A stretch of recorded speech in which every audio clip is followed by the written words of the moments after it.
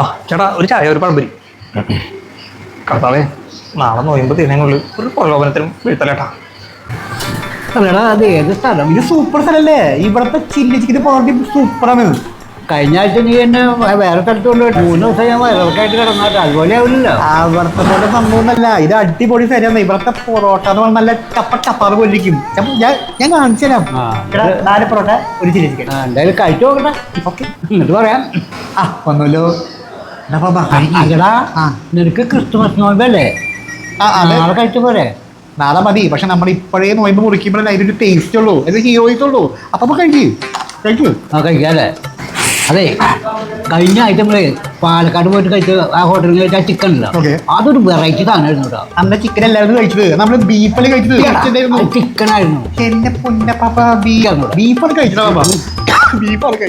ചിക്കനും ബീഫും കണ്ട എനിക്ക് തിരിച്ചറിയില്ല. ഞാൻ പൊട്ടനാ. അതെനിക്കറിയില്ല, പക്ഷെ ബീഫായിരുന്നു. അമ്മ തിളക്കിക്കേണ്ട അത് ബീഫായിരുന്നു. നല്ലടാ ചിക്കൻ ആയിരുന്നു. ചേട്ടാ 2 പൊറോട്ട ഒരു ചിക്കൻ കറി. നോമ്പായിരുന്നല്ലേ? പൊട്ടി ഞങ്ങൾക്ക്